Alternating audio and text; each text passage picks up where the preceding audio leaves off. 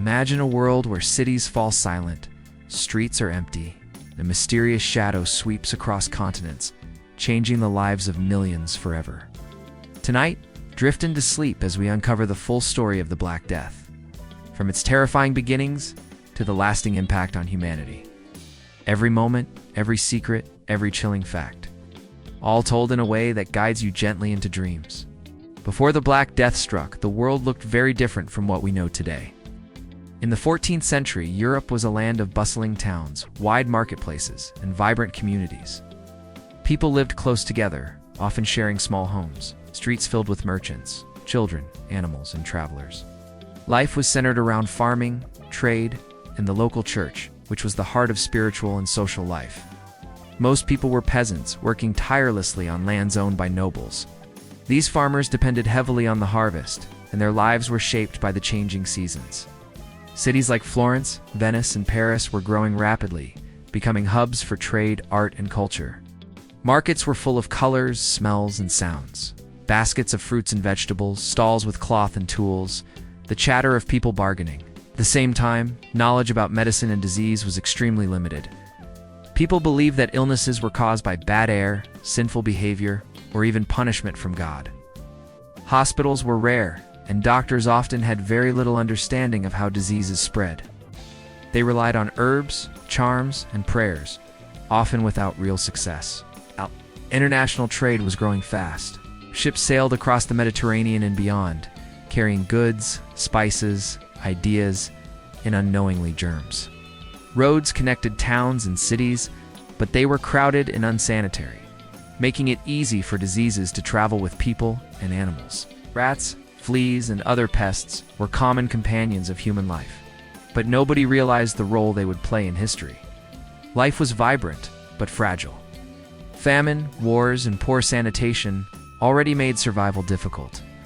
People celebrated festivals, markets thrived, and life continued in a rhythm dictated by seasons, crops, and religious festivals. But beneath this everyday life, stage was set for a disaster that would sweep across the continent, changing the world forever.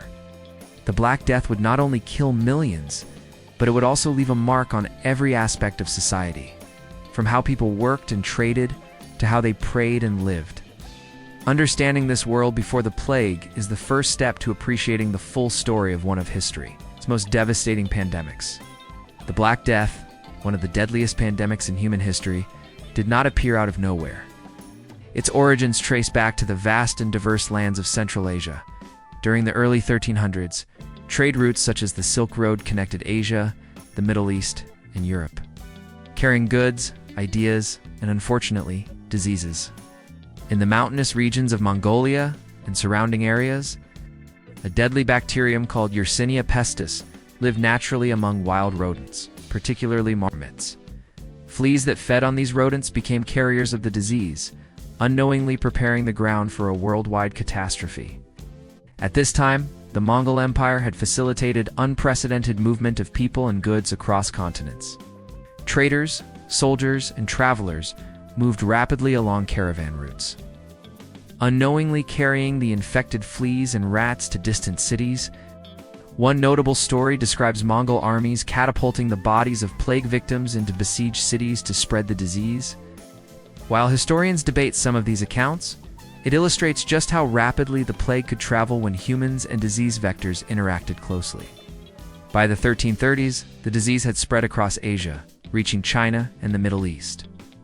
In these regions, population density in cities and towns allowed the plague to move quickly from person to person. Fleas, which normally preferred rodents, sometimes bit humans, transmitting the deadly bacteria. Merchants traveling by caravan or ship unknowingly carried infected rats with them, turning trade networks into highways for the disease. The Black Death's journey toward Europe began in earnest around 1347, when ships traveling from the Black Sea region docked in Mediterranean ports such as Messina and Sicily. These ships were reportedly carrying not just goods like grain, cloth, and spices, but also stowaway rats carrying infected fleas. Sailors fell ill rapidly, dying on board and contaminating the ships further. Once these ships reached port, the disease spread to local populations with terrifying speed. The early symptoms of the plague were shocking and frightening. People experienced fever, chills, vomiting, and the appearance of dark, swollen lymph nodes called buboes. These painful swellings, often in the groin, armpits, or neck, gave the disease one of its names, bubonic plague. In some cases, the infection spread through the lungs, creating the pneumonic form of the plague, which could be transmitted directly from person to person through coughing. The speed and intensity of the illness made it almost impossible for medieval societies to contain. At this point, Europe had no understanding of germs or bacteria. People tried to explain the outbreak with the knowledge they had. Some blamed astrological events, claiming the alignment of planets caused the plague. Others blamed religious sin or punishment from God. Fear, rumors, superstition spread almost as fast as the disease itself, causing social unrest and sometimes violence against minority communities accused of causing the outbreak. The origins of the Black Death highlight the deadly combination of natural bacteria, animal hosts, human movement, and trade networks. Without the interconnected world of the 14th century, the disease might have remained localized. But in a world where people, animals, and goods traveled widely, a deadly epidemic was waiting for its moment to explode across continents. Understanding these origins is crucial, because they set the stage for the plague's devastating journey through Europe, a journey that would alter history forever. By the year 1347, the Black Death had finally reached Europe. Its arrival marked the beginning of one of the most devastating chapters in human history. The first European port to report cases was Messina, in Sicily. Ships arriving from the Black Sea carried not only goods but also the invisible passengers that would change the continent forever: infected rats and fleas. Sailors on these ships fell ill quickly, often dying within days, and soon the disease began to move into the local population. Once the plague touched land, it spread like wildfire. Cities and towns, crowded and unsanitary, became perfect breeding grounds for infection. Narrow streets, open sewers, and the presence of both humans and animals in close quarters allowed fleas to jump from rats to humans with terrifying ease. Markets, churches, and homes became centers of transmission. People had no knowledge of bacteria or germs, so they were unable to take effective preventive measures. As a result, the Black Death advanced rapidly, leaving panic and death in its wake. Ow. The first symptoms appeared within just a few days of exposure. Ow. Victims experienced fever, chills, headaches, and fatigue. The most frightening sign was the appearance of buboes, swollen lymph nodes that turned black or purple, giving the plague one of its most well-known names, the bubonic plague. These painful swellings often appeared in the armpits, neck, or groin, and were accompanied by severe pain and vomiting. In many cases, the disease progressed so quickly that people died within a week of showing symptoms. From Sicily, the plague moved north and west along trade routes, reaching Italy, France, and Spain. Venice, a major trading hub, suffered greatly as merchants and sailors inadvertently carried the disease across the Mediterranean. By 1348, the plague had reached France and England, spreading rapidly through towns and villages. Wherever the Black Death arrived, it brought terror and despair. Families abandoned their sick relatives, fearing infection. While some fled cities entirely in desperate attempts to survive, the social impact was immediate and profound.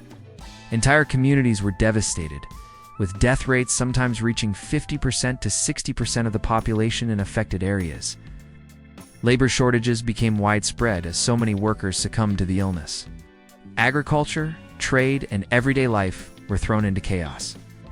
The shortage of labor gave surviving peasants and workers new bargaining power, slowly beginning to shift the social and economic structures of Europe. Religious institutions, long seen as sources of guidance and comfort, were also heavily affected. Priests and monks, often caring for the sick, fell victim to the plague themselves. Some religious leaders attempted to explain the disaster as punishment from God, urging repentance and prayer. Others encouraged processions or rituals, hoping to appease divine wrath, but such measures did little to stop the spread. Fear, superstition, and misinformation spread almost as quickly as the disease, leading to violence against marginalized groups and mass hysteria. In addition to the human toll, the psychological impact of the Black Death was staggering. Survivors lived in constant fear of infection, witnessing death everywhere, in their homes, streets, and churches. The sight of blackened bodies and the smell of decay were impossible to ignore. Art, literature, and culture began to reflect this sense of doom, with themes of death, mortality, and divine judgment becoming common in European society. The first impact of the Black Death in Europe set a chilling precedent. It revealed the fragility of human life, the limitations of medieval medicine, and the consequences of interconnected trade and human movement. Understanding this initial wave of devastation is essential to grasping the full scale of the pandemic and the dramatic changes it would bring to European society, economy, and culture in the years to come. The Black Death was not just deadly because of how quickly it spread, but also because of the horrifying symptoms it caused. Understanding the physical toll of the disease helps us grasp why it terrified everyone who witnessed it. The plague came in multiple forms, each affecting the body in devastating ways and spreading fear across Europe. The most well-known form was the bubonic plague, named for the buboes that appeared on victims. These were swollen lymph nodes, usually found in the armpits, neck, or groin, which turned black or dark purple. Buboes were extremely painful, sometimes the size of an apple, and often oozed pus. Along with the buboes, people suffered from fever, chills, headaches, vomiting, and extreme fatigue. Within a few days of showing symptoms, many victims would die, leaving families shocked and communities in terror. The speed of the illness gave almost no time to prepare or treat the afflicted. Another terrifying form was the pneumonic plague, which attacked the lungs. Unlike the bubonic plague, this form could spread directly from person to person through coughs and sneezes.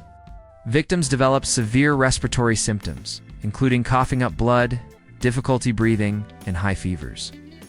This form was especially dangerous because it could infect entire households or communities in a matter of days. If untreated, it was nearly always fatal, often killing within 24 hours of the first symptoms appearing. There was also a less common, but equally deadly form called the septicemic plague, which occurred when the infection entered the bloodstream. This version caused blackening of the skin, bleeding, and organ failure. Victims often developed vomiting and diarrhea, leading to severe dehydration. The septicemic plague was almost always fatal, leaving bodies decayed and blackened before death even officially occurred. The visual impact of the disease added to the horror. People reported seeing black and purple swellings on the body, bleeding under the skin, and gangrene affecting fingers, toes, and ears. Entire households could fall victim in days, leaving empty homes and abandoned belongings. The sight of these symptoms caused panic among neighbors and communities, sometimes prompting people to flee their towns or even hide their sick relatives. Fear of contagion often outweighed compassion. Beyond the physical symptoms, the plague had deep psychological effects. The suddenness of illness and death created anxiety, despair, and superstition. People searched for explanations, often blaming supernatural forces, divine punishment, or marginalized communities. In some areas, this led to violence, such as attacks on Jewish communities who were falsely accused of poisoning wells. Religious fervor also increased, with processions, prayers, and penance attempts dominating daily life. Despite these efforts, the disease continued to spread. The symptoms and forms of the Black Death also made treatment nearly impossible. Medieval medicine had no understanding of bacteria or fleas. Doctors tried remedies such as bloodletting, herbal treatments, or charms, but these efforts were mostly ineffective. Lack of medical knowledge meant that most communities had no defense against the disease, leaving only avoidance and quarantine as partial solutions. Understanding the physical impact of the Black Death explains why it was so terrifying and why it left such a lasting impression on Europe. The buboes, coughing, bleeding, and blackened skin were not just signs of illness, they were reminders of the fragility of life in a world unprepared for such devastation. This physical and psychological terror shaped society for decades, influencing everything from medicine and religion to art and literature. Once the Black Death arrived in Europe, its movement was terrifyingly rapid. Ships, caravans, and overland trade routes, which had once connected cities and countries for commerce and culture, now became highways for the deadly disease. From the moment it reached ports like Messina in Sicily in 1347, the plague began an unstoppable march across the continent, leaving death and fear in its wake. The plague's journey northward was largely facilitated by human activity. Merchants, pilgrims, and travelers carried goods, animals, and unknowingly infected rats and fleas from one city to another. Venice, a major trading hub, became a center of infection, as ships arriving from the eastern Mediterranean brought not only spices and silk, but also the plague itself. From there, it spread quickly to Genoa, Florence, and other Italian cities.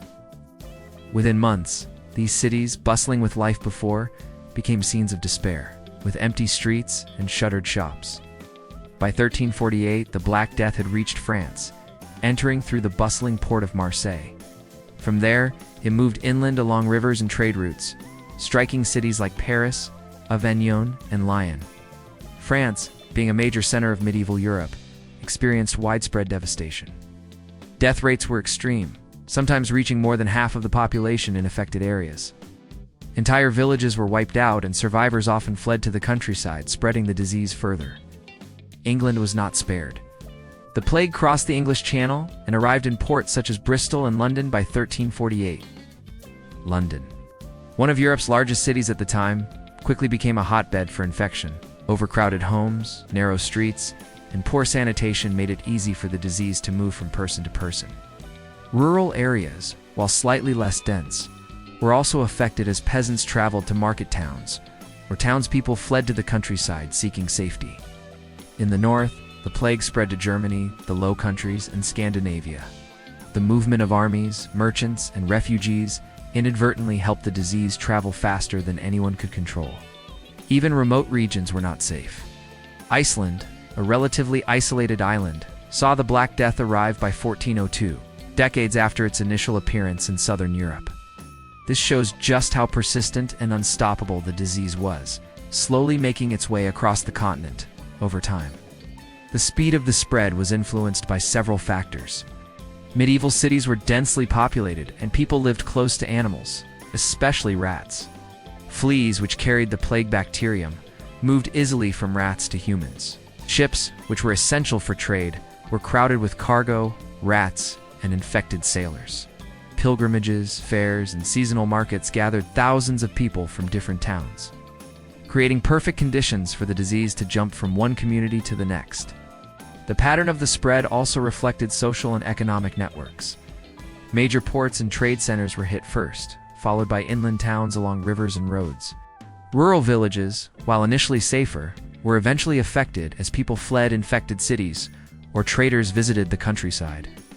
This gradual but relentless spread meant that few areas in Europe were spared the impact of the Black Death. Understanding the movement of the Black Death highlights the interconnectedness of medieval Europe and how human activity unintentionally helped a disease devastate millions. The spread was not random. It followed the flow of trade, travel, and communication, affecting every layer of society. The speed, pattern, and reach of the plague set the stage for massive demographic, economic, and social changes that would reshape Europe forever. The Black Death did more than just take lives. It fundamentally reshaped the social and economic structure of Europe. With millions dead, every aspect of medieval society was thrown into disarray. Families, villages, and cities were left devastated. While survivors were forced to navigate a world drastically different from the one they had known before the plague, one of the most immediate impacts was on the labor force. Estimates suggest that between 30% and 60% of Europe's population perished during the plague. Farmers, craftsmen, and laborers were among the hardest hit, creating a severe shortage of workers. This scarcity shifted the balance of power between peasants and landowners. For the first time, many surviving peasants could demand higher wages or better working conditions, because landowners desperately needed laborers to maintain their farms and estates. In some regions, this led to significant social mobility, with peasants moving to towns in search of better opportunities. Urban areas experienced similar upheaval. Markets, workshops, and trade networks struggled as artisans, merchants, and skilled laborers died in large numbers. The shortage of workers slowed production, disrupted trade, and caused inflation. Prices for goods increased because there were fewer people to produce and sell them. At the same time, landowners faced empty fields and a reduced workforce, forcing some estates to abandon marginal land or convert it to pasture. which required less labor than crop cultivation. Religious institutions also faced major challenges. Churches, monasteries, and convents had been central to daily life, providing education, spiritual guidance, and care for the sick. During the plague, many clergy died while tending to their communities, leaving spiritual and administrative gaps. Some people began questioning the church's authority or the effectiveness of religious practices, especially when prayers and rituals failed to stop the plague. This growing skepticism would later influence social and religious movements across Europe. The psychological impact of the Black Death cannot be overstated. Survivors lived with constant fear, witnessing death everywhere, in homes, streets, and even churches. Art, literature, and public behavior reflected this preoccupation with mortality.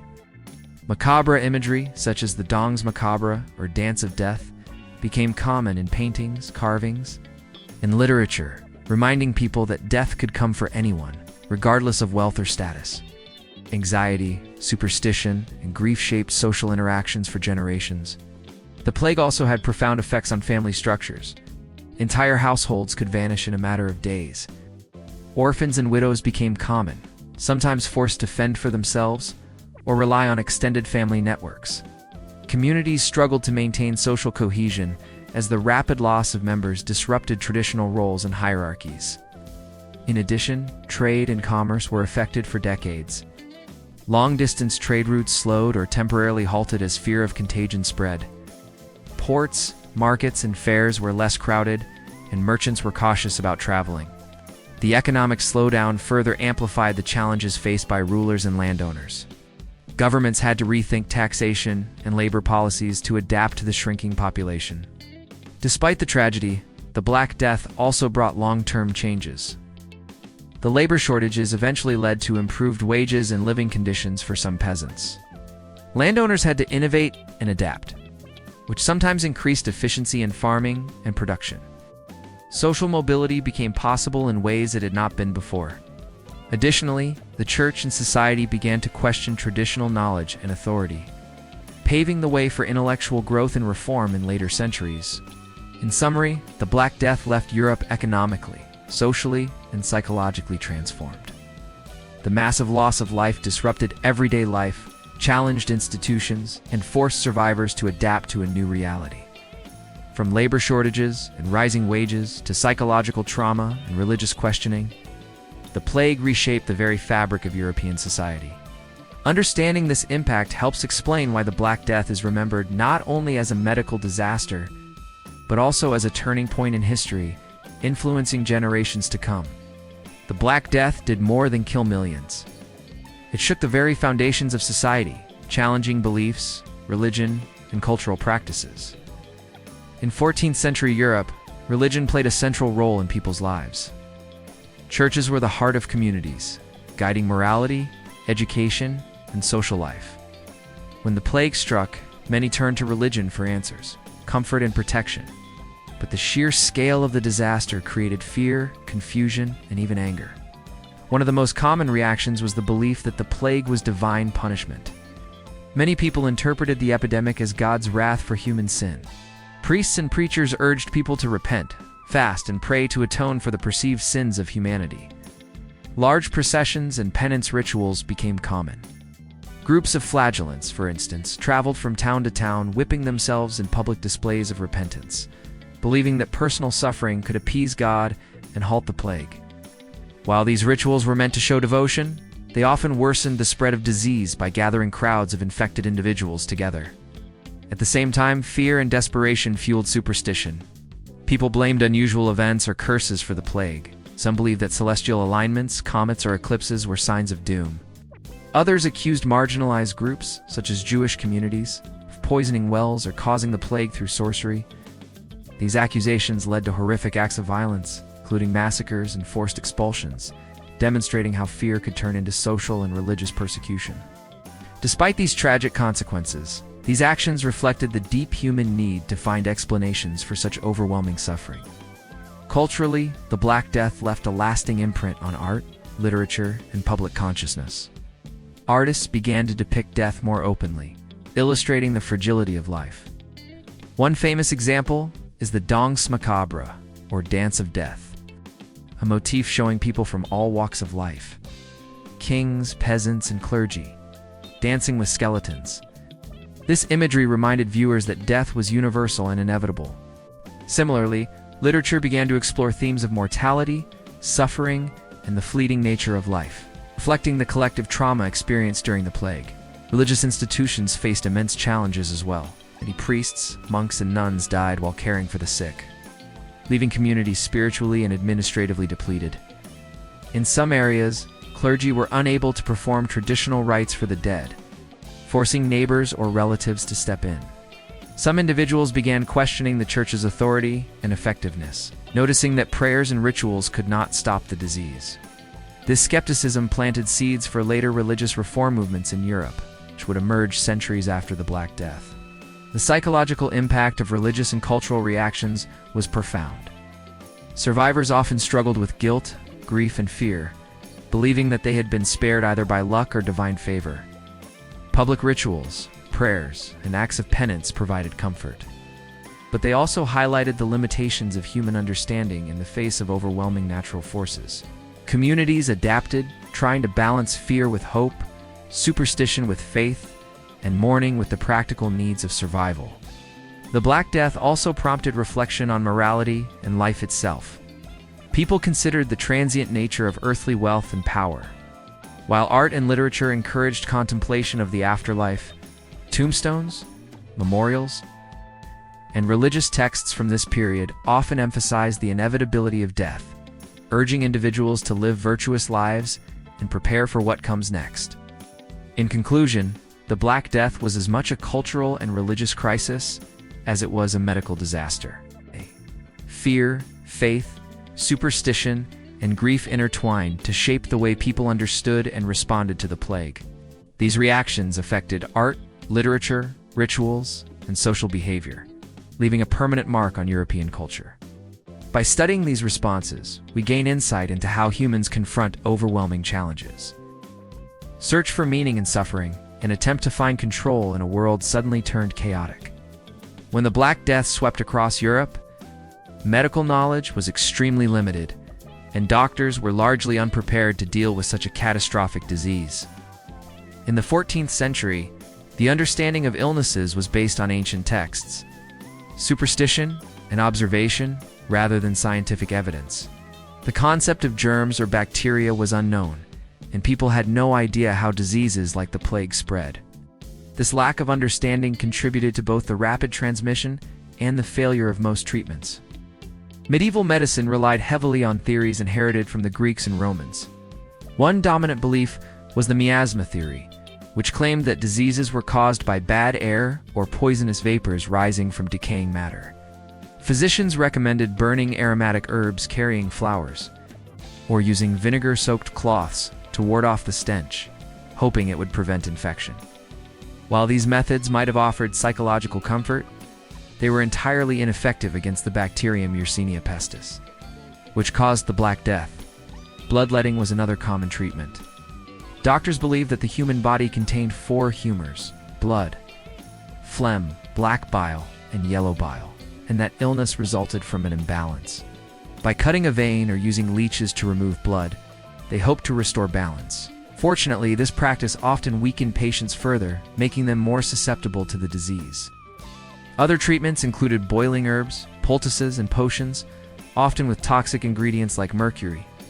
While some remedies may have soothed symptoms temporarily, they did nothing to stop the infection. In addition to ineffective treatments, quarantine and isolation were sometimes attempted, though inconsistently. Some cities, like Venice, created early forms of quarantine by isolating ships for 40 days. The origin of the term, quarantine from the Italian quaranta giorni. While these measures could slow the spread in some cases, lack of understanding, poor enforcement, and general panic made them unreliable. Many infected households were abandoned, and people fled cities, unknowingly carrying the disease to new regions. Medical professionals themselves were not immune. Physicians, nurses, and clergy who cared for the sick often contracted the plague, leaving communities without guidance or care. This high mortality among caregivers worsened the crisis and caused mistrust in medical authorities. people began turning to alternative forms of protection, such as charms, amulets, and prayers, relying more on faith and superstition than scientific knowledge. Public health practices were virtually non-existent. Cities were crowded, streets were dirty, and sanitation systems were inadequate. Waste was often thrown into streets, attracting rats and fleas, which were primary carriers of the plague. Even when authorities attempted to clean streets or burn contaminated materials, the scale of infection made it nearly impossible to control the spread. Despite these failures, the Black Death prompted some early innovations in medicine and public health. For example, records of city ordinances show attempts to regulate burials, isolate the sick, and restrict travel from infected areas. These measures, though limited in effectiveness, laid the groundwork for later developments in understanding and controlling epidemics. In summary, the Black Death exposed the limitations of medieval medicine and highlighted the consequences of ignorance about disease transmission. Ineffective treatments, combined with crowded living conditions, superstition, and lack of sanitation, allowed the plague to devastate Europe. Yet these failures also sparked early forms of public health responses and encouraged questioning of traditional medical practices, ultimately shaping the future of medicine. Understanding these medical limitations gives us insight into why the Black Death was so deadly and why it left such a profound impact on European society. The Black Death was not only a medical catastrophe, but also a profound psychological crisis that transformed social behavior across Europe. Millions of people faced the sudden loss of family, friends, and neighbors, creating widespread fear, grief, and anxiety. The constant threat of death made everyday life unpredictable and terrifying, reshaping how people interacted, made decisions, and understood their place in the world. Witnessing entire communities die in a matter of weeks or months caused deep psychological trauma.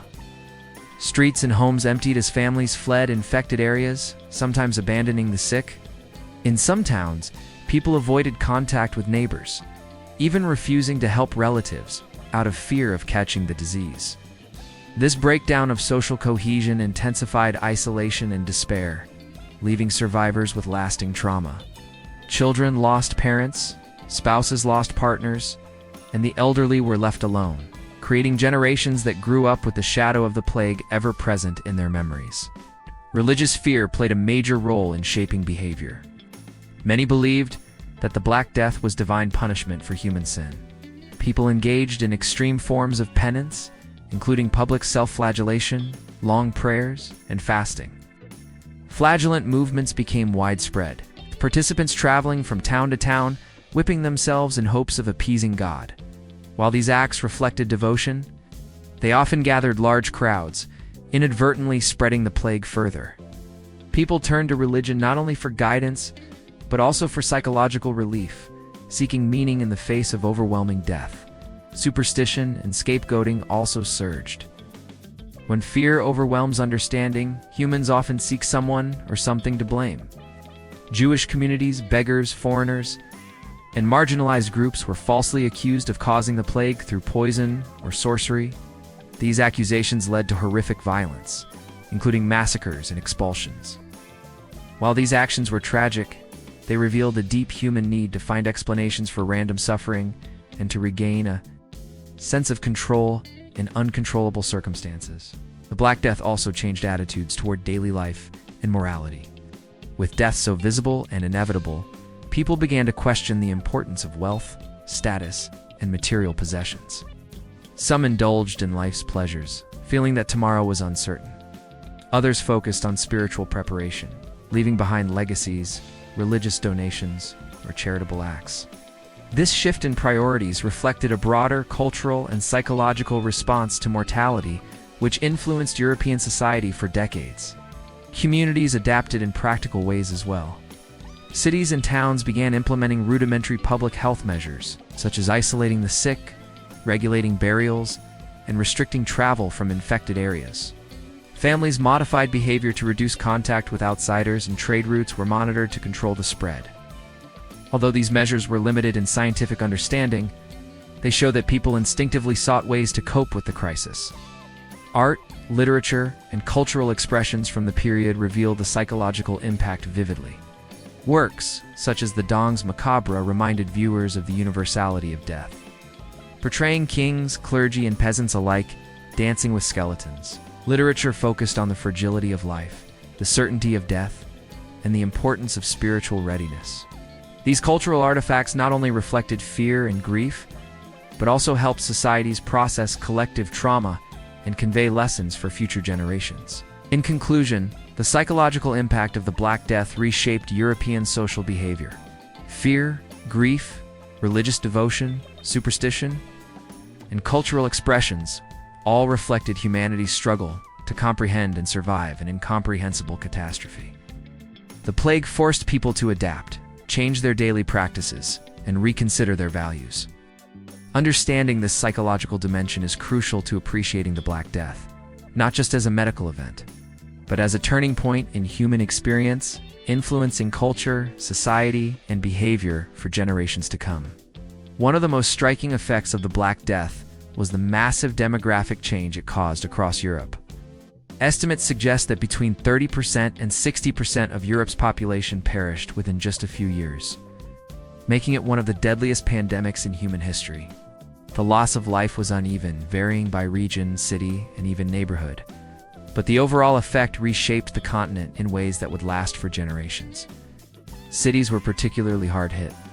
Urban centers such as Florence, Venice, Paris, and London experienced mortality rates that often exceeded half of their populations. Crowded streets, poor sanitation, and close living quarters meant the plague spread with terrifying speed. Entire districts in some cities were abandoned as the dead outnumbered the living, and survivors fled to the countryside in desperate attempts to escape infection. Many urban families vanished entirely, leaving homes empty, shops closed, and communities struggling to function. Rural areas were affected as well, though often slightly less severely. Villages located along major trade routes or near infected towns experienced higher death rates, while remote areas were sometimes spared initially. However, as peasants traveled to markets or towns, they inadvertently carried the disease further, ensuring that even isolated communities eventually suffered. The widespread mortality disrupted agricultural production, leaving fields untended and harvests diminished.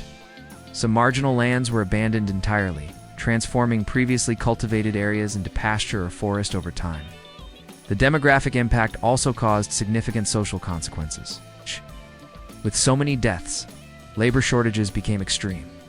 Peasants and workers, who had previously had little power, suddenly found themselves in high demand. They could demand higher wages, better working conditions, and more freedom in choosing where to work. This shift weakened the rigid feudal system in many regions, gradually leading to social mobility and changes in land ownership patterns. In some areas, labor shortages sparked revolts and disputes over wages, challenging traditional hierarchies and authority. The Black Death also left a lasting psychological and cultural impact due to the sheer scale of population loss. Survivors were deeply affected by the constant presence of death. The loss of family members, neighbors, and entire communities created widespread trauma. Fear of contagion influenced social behavior, causing people to isolate themselves or limit interactions. Marriage, childbirth, and family structures were altered, as many adults perished and entire generations were wiped out. Communities struggled to maintain cultural and social traditions while coping with the ongoing crisis. Furthermore, the population decline had economic consequences. Fewer people meant reduced demand for goods in some sectors, while the scarcity of labor drove up wages and altered production patterns. Landowners had to innovate, sometimes switching from labor-intensive crops to grazing livestock, which required fewer workers.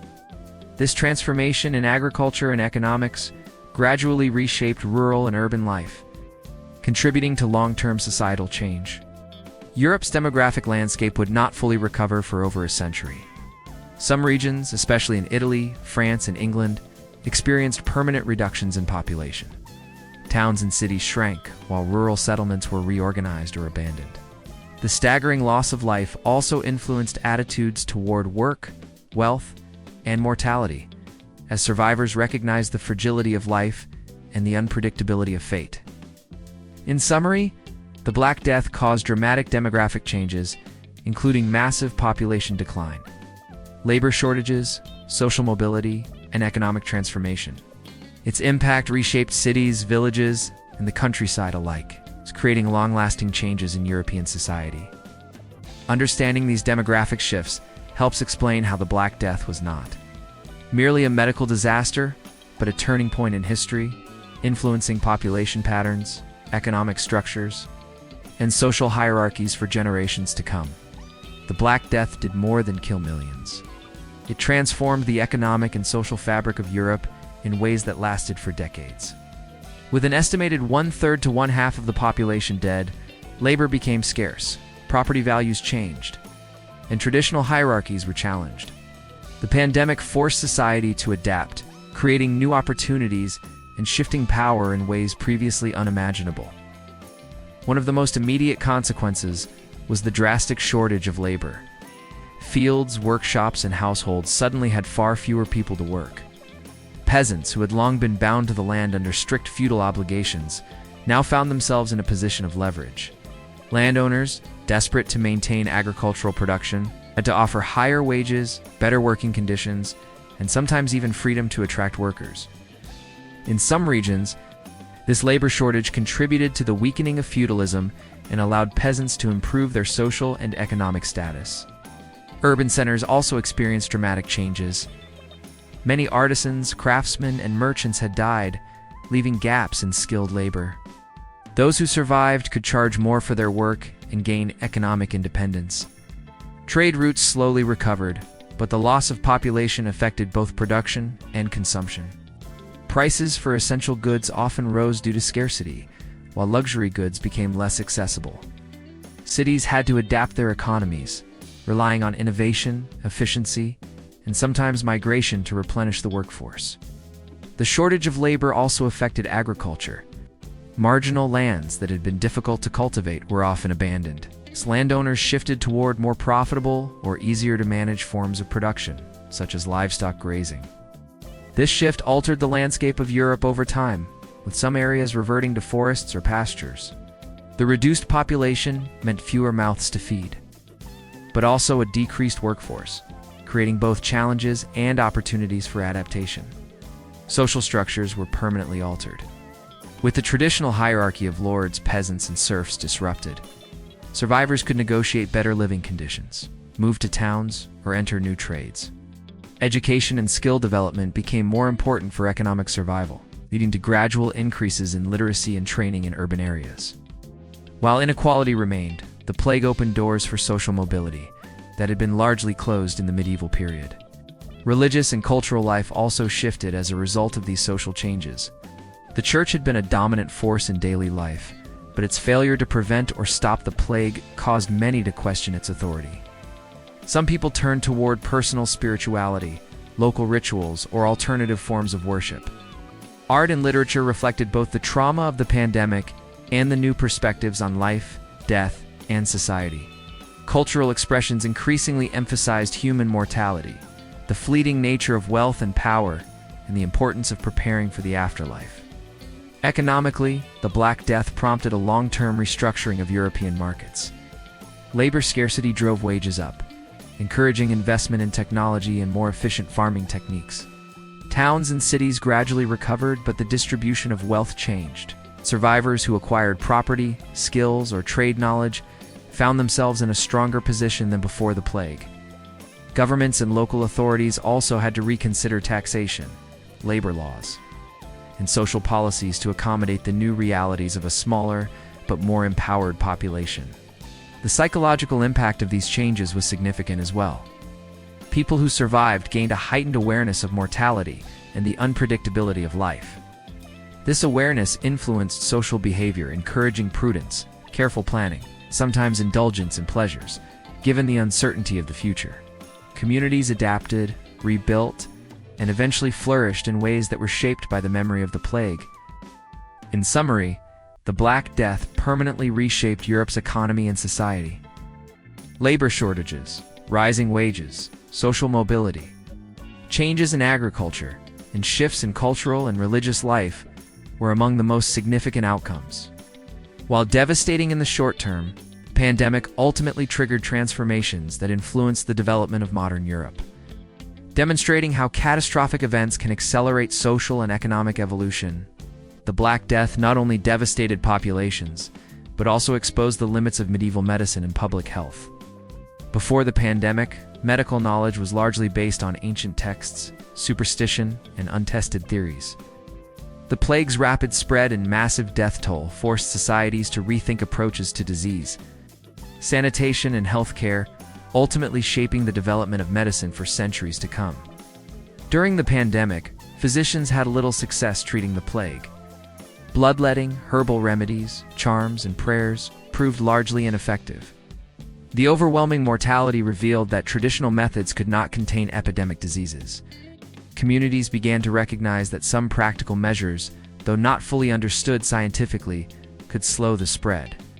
For instance, cities started implementing rudimentary quarantine measures, isolating incoming ships and travelers to prevent infected individuals from entering towns. Venice, for example, required a 40-day isolation period for ships from infected regions, which became the origin of the term quarantine, from the Italian word quaranta giorni. After the Black Death, these experiences led to more systematic approaches to public health. Municipal authorities began to monitor outbreaks, record deaths, and regulate sanitation in ways that had never been formalized before. Streets were cleaned, waste disposal became slightly more organized, and efforts were made to separate living quarters from areas with heavy animal activity. While still primitive, these measures represented an important step toward organized public health practices and reflected an early understanding of contagion. Even without knowledge of germs or bacteria, medical education also evolved. Universities and medical schools began to emphasize observation and practical experience. Learning from the failures of the plague, physicians became more aware of the importance of hygiene, isolation, and record-keeping. Some medical practitioners started studying epidemics, tracking patterns of disease, and attempting to understand environmental and social factors that contributed to outbreaks. This analytical approach, though limited by the knowledge of the time, laid the foundation for later developments in epidemiology and medical science. The Black Death also influenced the practice of medicine in hospitals and care facilities. Many hospitals were overwhelmed by the sudden surge of patients, forcing the development of triage systems and specialized care areas. Monasteries and convents that had traditionally provided medical care expanded their services, and charitable hospitals emerged to treat the poor and infected. These institutions helped establish the concept of organized care for patients during epidemics. Public awareness of disease prevention increased as well. People began to recognize the importance of isolating the sick, avoiding overcrowded areas, and maintaining cleanliness in living spaces, even if they did not understand the biological mechanisms. Communities adopted behaviors that reduced the likelihood of contagion. The plague also highlighted the critical role of record keeping, leading cities to maintain more accurate mortality and infection records, which would later prove invaluable for understanding patterns of disease. Cultural attitudes toward medicine shifted too. While faith remained central, skepticism toward traditional medical authorities grew. Some people sought alternative treatments or relied more heavily on herbal remedies, local healers, or personal hygiene measures.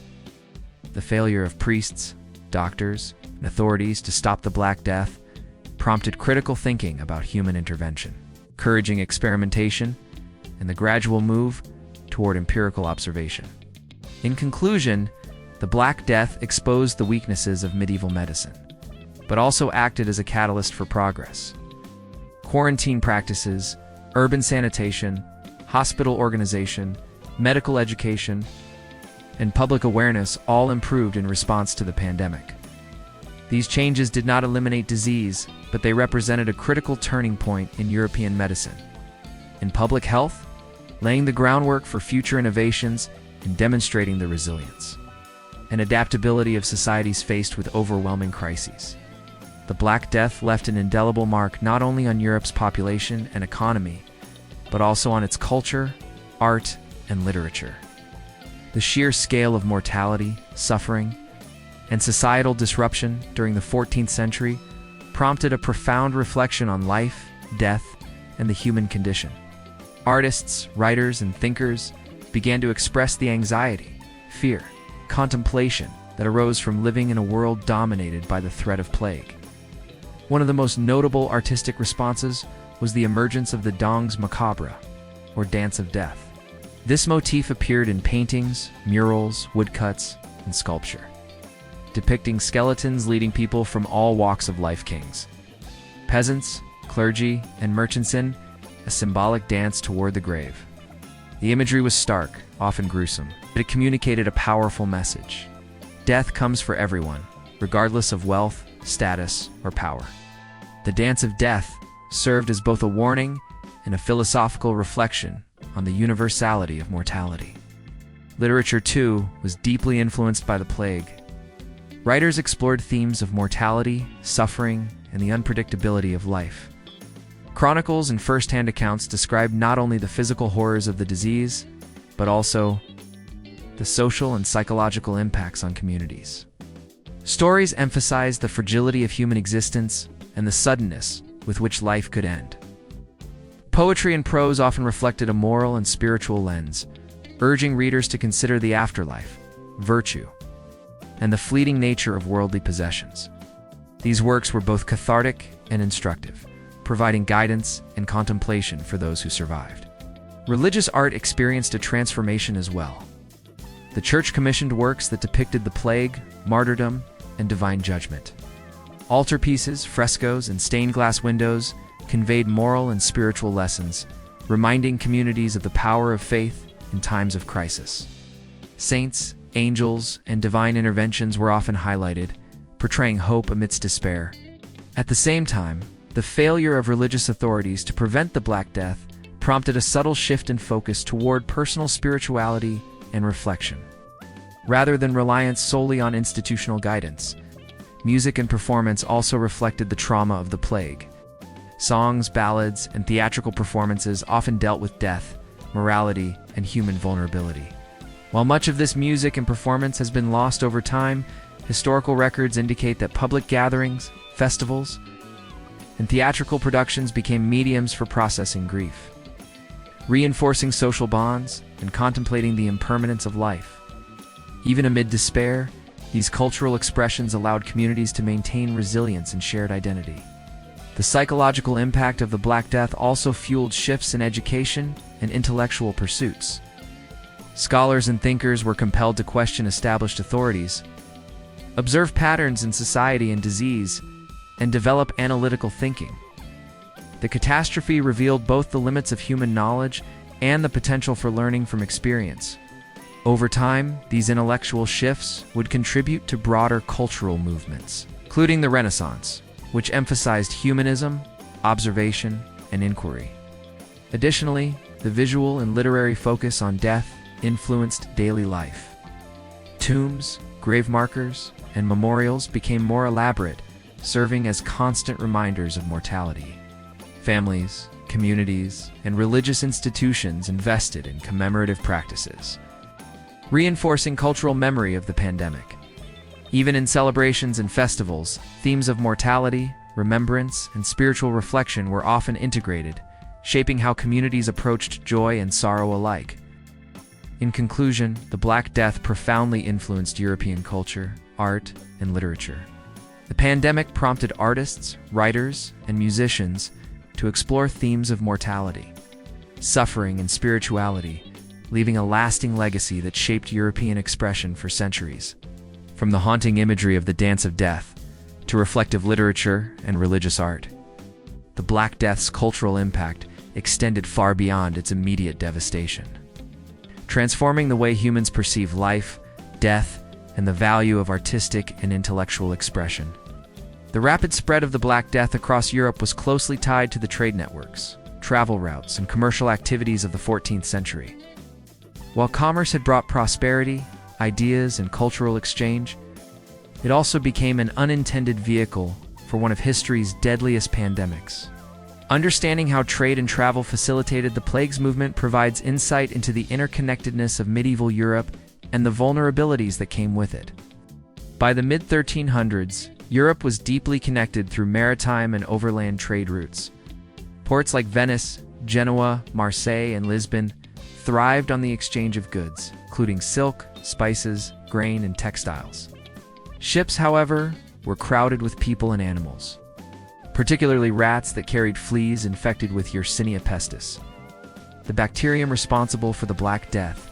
Sailors often fell ill during voyages. Infected rats easily traveled from ship to ship, arriving at distant ports alongside their human passengers. Once these ships docked, the disease spread rapidly to merchants, laborers, and local residents. Land-based trade routes such as the Silk Road and the network of European roads connecting towns and cities also played a crucial role. Merchants, pilgrims, and travelers moved goods and ideas across vast distances, unknowingly carrying the plague with them. Caravans that transported goods from Asia to the Middle East and then to Europe often included animals and provisions infested with fleas. When travelers entered European towns and villages, the infection spread quickly through dense populations and close living quarters. Markets and fairs became major centers of contagion. Medieval marketplaces were bustling with activity, gathering people from multiple regions for trade and social interaction. Although these gatherings were essential for commerce, they also facilitated the rapid transmission of disease. Shoppers, sellers, and traders unknowingly carried infected fleas on their clothing, animals, or goods, spreading the plague to new communities. This made trade hubs like Florence, Paris, and London highly vulnerable, contributing to the intense mortality experienced in urban centers. Travel for religious purposes also aided the spread. Pilgrimages to holy sites, such as Santiago de Compostela, Canterbury, or Rome, attracted thousands of participants from across Europe. Pilgrims traveled in close quarters, often sharing food, lodging, and transportation, creating ideal conditions for contagion. Religious gatherings, while spiritually significant, inadvertently became vectors for the disease.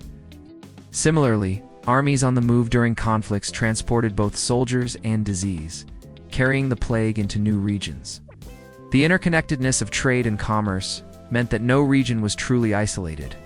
Even remote villages eventually encountered the Black Death as traders, merchants, or refugees reached them.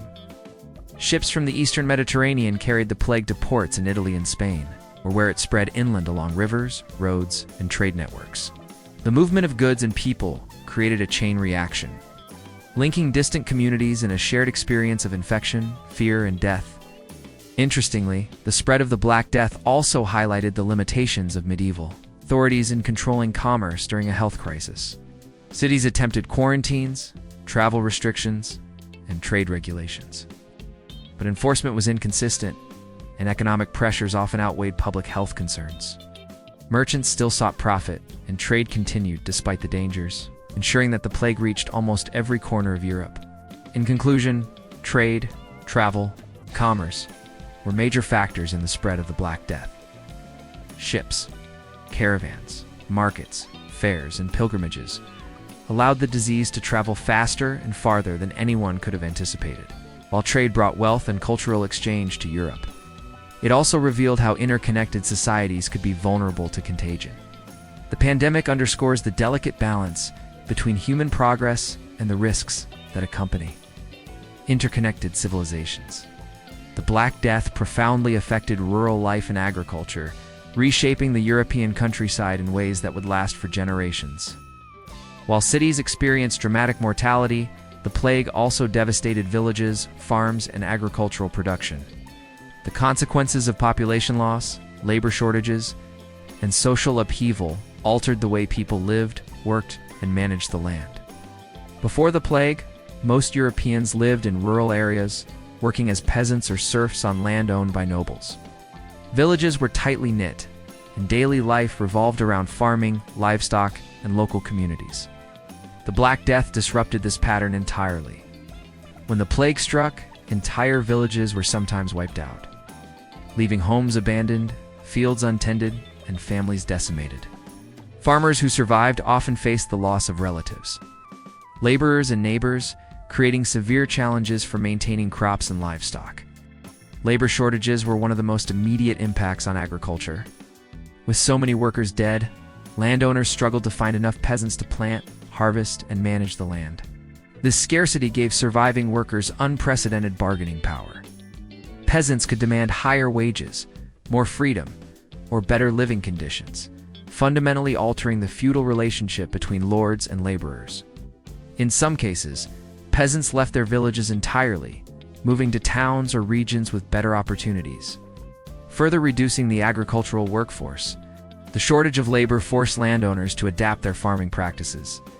Marginal or difficult to cultivate lands were abandoned, as maintaining them required too many workers.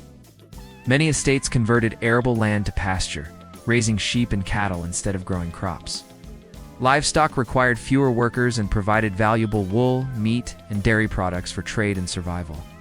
Over time, these changes altered the landscape, with fields reverting to grasslands or forests and rural settlement patterns shifting.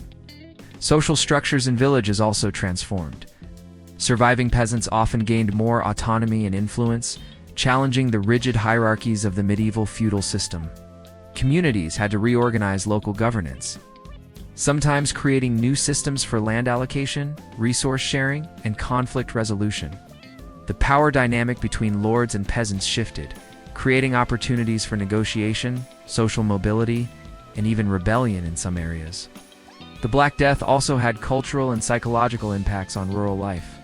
Villagers who witnessed mass mortality faced profound grief and fear, influencing daily behavior, religious practice, and community rituals.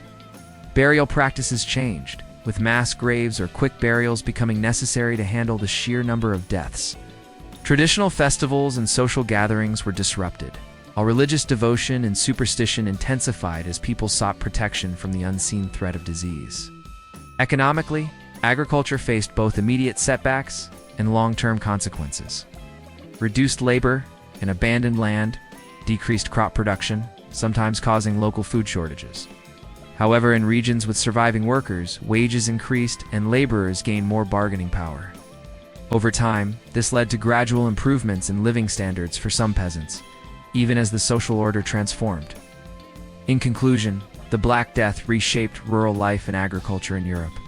Labor shortages, abandoned land, changing social hierarchies, and psychological trauma fundamentally altered how peasants and landowners interacted, farmed, and lived. While devastating in the short term, these changes eventually led to increased social mobility, adaptations in agricultural practices, and a transformed rural landscape. Understanding the impact on rural communities highlights the wide-ranging effects of the Black Death beyond cities. Demonstrating how a single pandemic could touch every aspect of medieval life, the Black Death had a devastating impact on European cities, transforming urban life in ways that would resonate for decades. Cities, with their dense populations, bustling markets, and thriving trade networks, became epicenters of infection. The pandemic disrupted commerce, social structures, and daily routines, leaving survivors to navigate a drastically altered urban landscape. Major cities like Florence, Venice, Paris, and London were particularly hard hit. Narrow streets, crowded homes, and poor sanitation created perfect conditions for the rapid spread of the plague. Houses often contained multiple families, with limited ventilation and no separation between humans and animals, allowing fleas to easily transmit the disease. Markets where merchants sold food, cloth, and other goods became hubs of contagion. As both people and rats moved freely between stalls, urban mortality rates were staggering. Some estimates suggest that in certain cities, over half of the population perished within months. Entire neighborhoods were abandoned as survivors fled to the countryside, attempting to escape the disease. Streets normally filled with merchants, artisans, and townspeople became eerily empty. Public spaces, churches, and civic buildings were deserted, and the usual hum of city life was replaced by silence and grief. The Black Death disrupted urban economies. Trade slowed dramatically as both local and long-distance commerce were affected by fear of infection and labor shortages. Craftsmen, merchants, and skilled workers died in large numbers, reducing the availability of goods and services. Prices fluctuated unpredictably due to scarcity, while demand for essential items sometimes spiked. Wealthy citizens were often better protected, but even they faced fear, isolation, and economic uncertainty. City governance and administration were also strained. Officials struggled to manage the growing number of deaths, enforce quarantines, and maintain order. Burial practices were overwhelmed, leading to mass graves and rapid interments.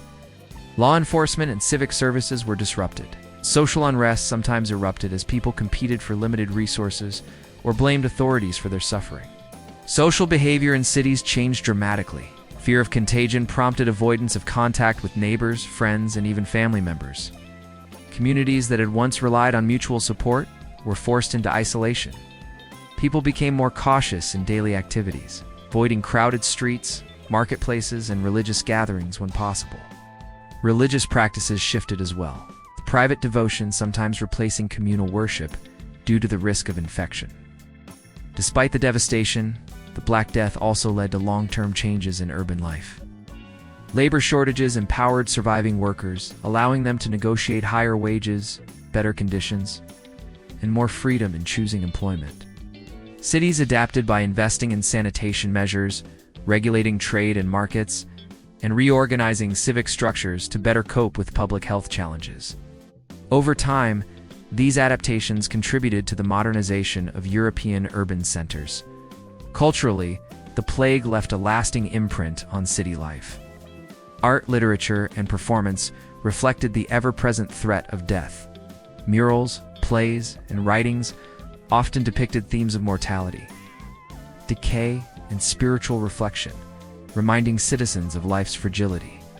These cultural expressions helped communities process collective trauma and fostered resilience, even in the face of unprecedented loss.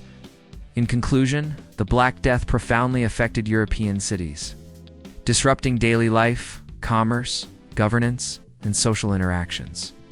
While the immediate consequences were catastrophic, including high mortality and economic disruption, the long-term effects included improved labor conditions, urban adaptation, and cultural shifts that influenced the development of cities for centuries. Understanding the urban impact highlights the ways in which the Black Death transformed human society at every level, shaping both the physical and social landscapes of medieval Europe. The Black Death left survivors with more than physical scars. It profoundly affected the way people perceived life, death, and their place in the world. Experiencing the sudden loss of family, friends, and neighbors created widespread trauma, fear, and grief. This psychological impact shaped not only individual behavior, but also broader cultural attitudes toward mortality and human existence. For many, the plague shattered the sense of security that had defined daily life.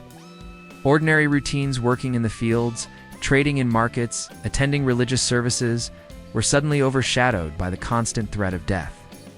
Streets and homes, once bustling with activity, became silent as people isolated themselves to avoid infection. Seeing neighbors, friends, or family members die within days or weeks created lasting psychological stress, leaving survivors with feelings of helplessness, anxiety, and guilt. Religious beliefs played a dual role in coping with the trauma. On one hand, faith offered comfort and hope. People prayed for protection, attended rituals, and sought forgiveness, believing that spiritual devotion could shield them from disease or ease their suffering. On the other hand, the failure of religious authorities to prevent or stop the plague caused doubt and spiritual questioning. Some individuals lost faith, while others sought more personal forms of worship, emphasizing individual piety and moral preparation for the afterlife. Fear also influenced social behavior. People avoided public gatherings, markets, and religious events to minimize exposure, altering how communities functioned. Many fled towns entirely, abandoning homes and leaving behind possessions and even the sick. Others became obsessed with cleanliness or ritualized protective measures, hoping to stave off infection. In some cases, fear transformed into superstition and scapegoating. Marginalized groups, including Jewish communities, were falsely blamed for causing the plague, resulting in violent attacks and expulsions.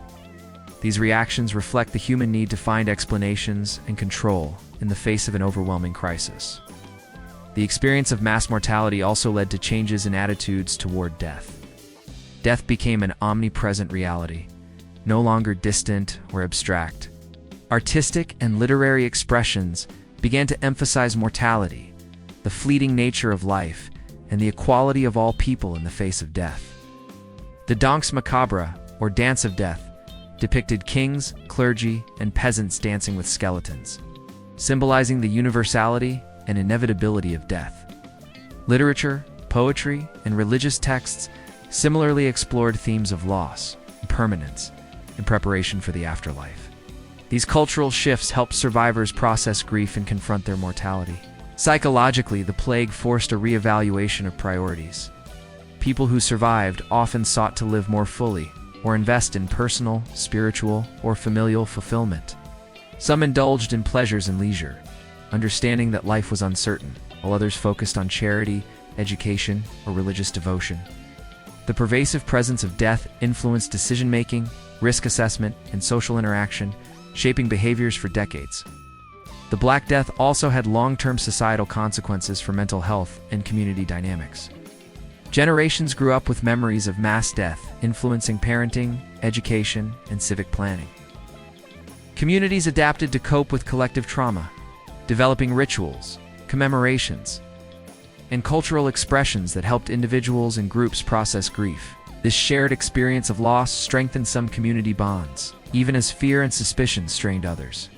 In conclusion, the psychological impact of the Black Death profoundly changed how survivors viewed life and death.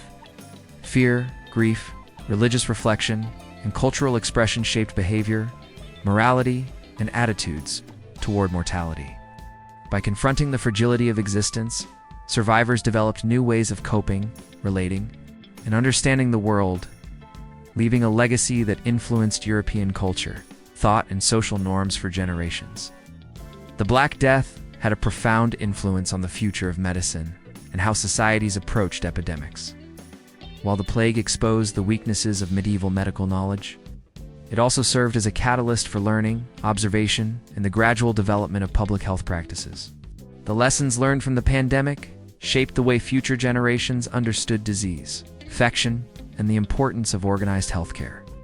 Before the Black Death, European medicine was based largely on ancient texts, superstition, and the teachings of authorities like Galen and Hippocrates.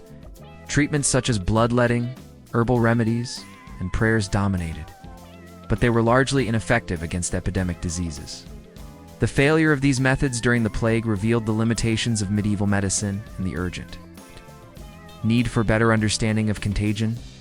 Physicians and scholars began to question traditional practices, seeking explanations for the spread of disease and ways to prevent it. One of the most significant developments after the Black Death was the emergence of early public health measures. Cities and towns realized that controlling human movement and improving sanitation could reduce the spread of disease. Quarantine measures, isolation of the sick, and regulation of trade and travel became more systematic. Venice's 40-day quarantine for incoming ships was among the first organized attempts to contain an epidemic, inspiring similar practices in other European ports. These measures reflected a growing awareness that human activity contributed to the transmission of disease. Medical education and observation also evolved. Universities and medical schools began to place more emphasis on empirical observation, recording symptoms, and analyzing patterns of illness. Scholars started to track outbreaks, noting the timing, spread, and severity of disease in different regions.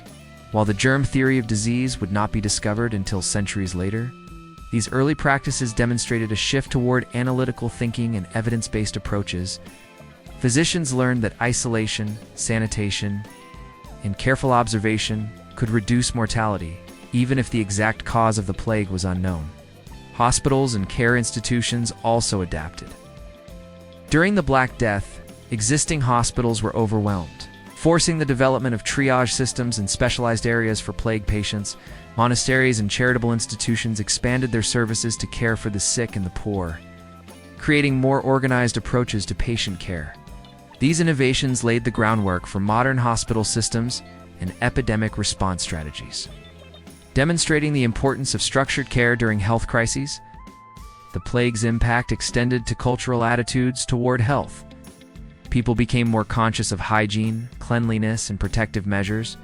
Even if they did not understand bacteria or fleas, communities instinctively practiced forms of prevention, such as avoiding crowded areas, isolating the sick, and regulating the disposal of waste.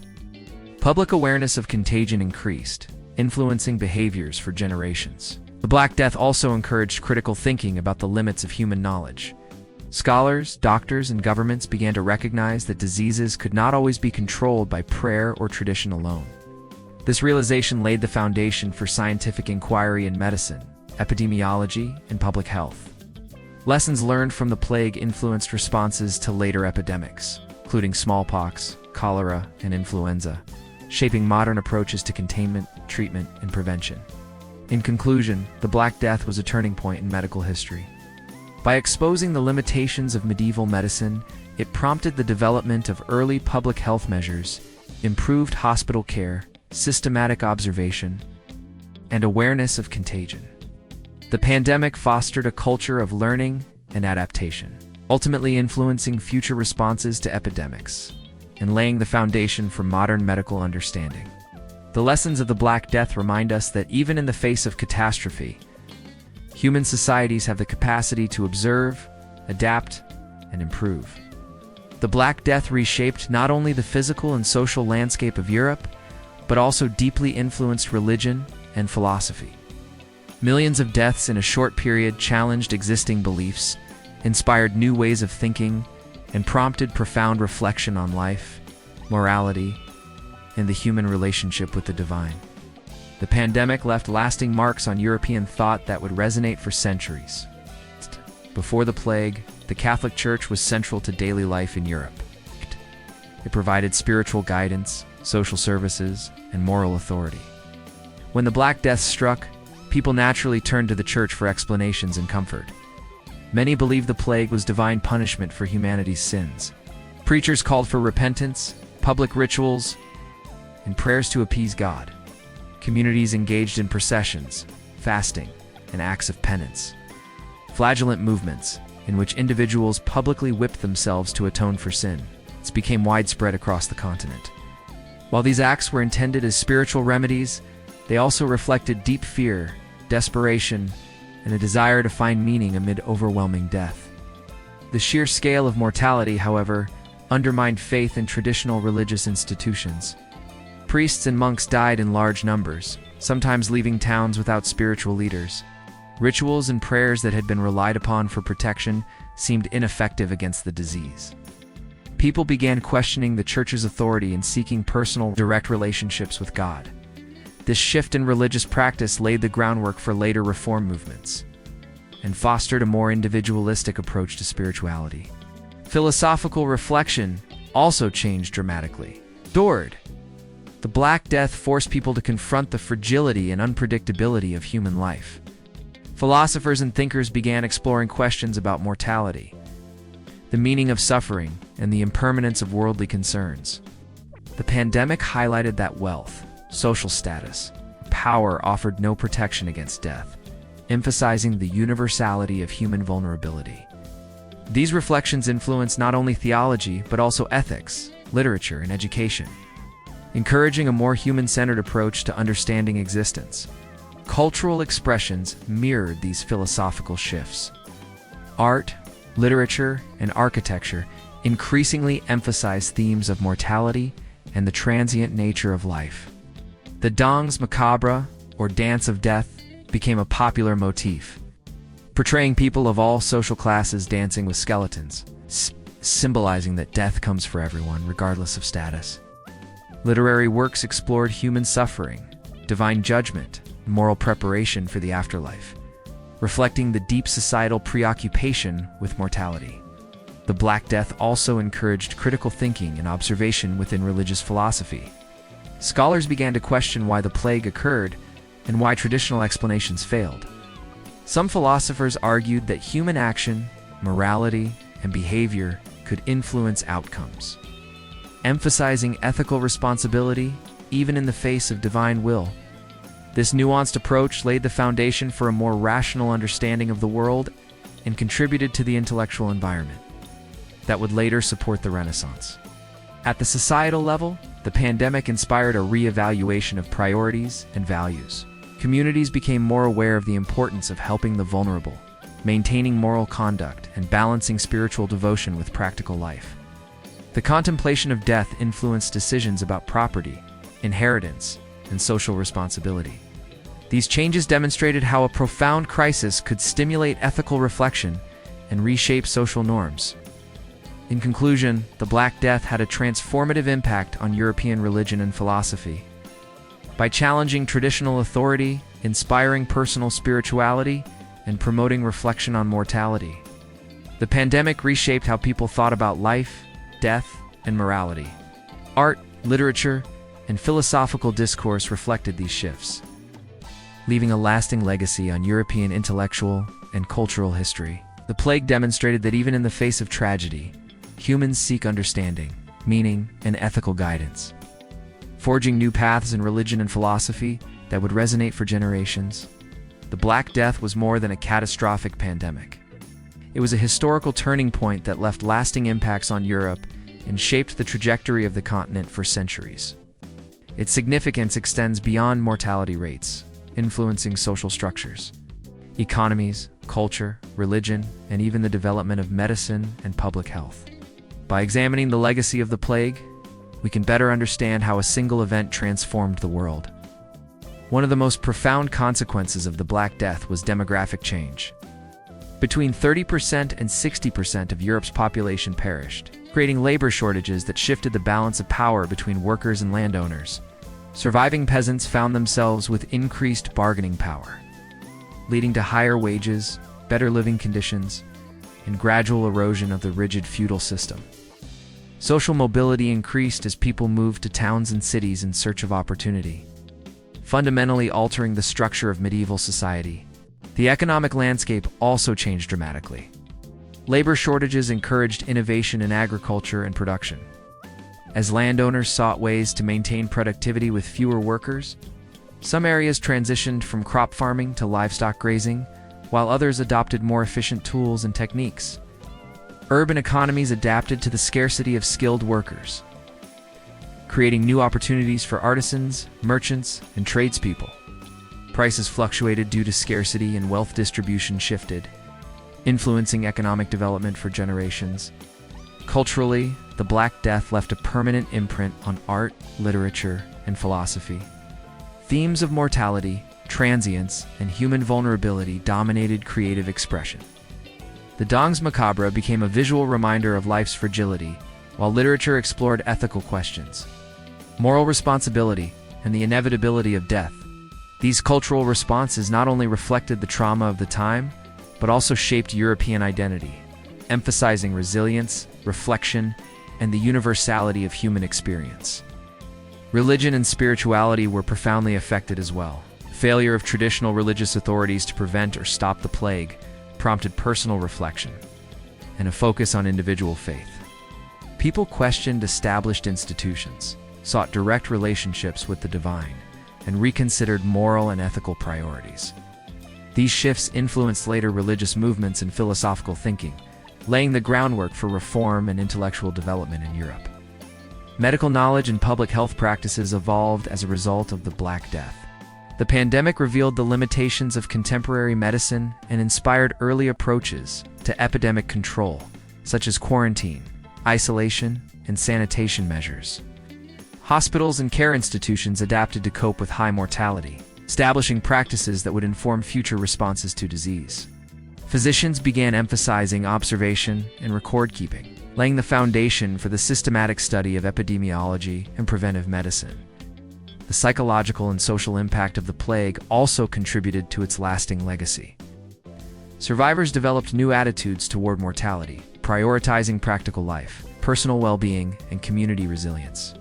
Fear, grief, and trauma were transformed into cultural reflection, ethical contemplation, and social adaptation. Communities learned to cope with catastrophe, balancing mourning with the practical needs of survival, developing rituals, commemorations, and shared memory that persisted across generations. In conclusion, the Black Death was one of the most transformative events in European history. Its legacy encompasses demographic shifts, economic restructuring, social mobility, cultural and artistic transformation, religious reflection, and advances in public health and medicine. Beyond the immediate tragedy, the pandemic catalyzed change, inspiring societies to adapt, innovate, and reconsider the nature of life and death. The story of the Black Death reminds us that even in the face of immense loss, human resilience, creativity, and reflection can leave enduring marks on history. Its significance resonates not only as a story of devastation, but also as a testament to the capacity of societies to evolve, survive, and learn from catastrophic events.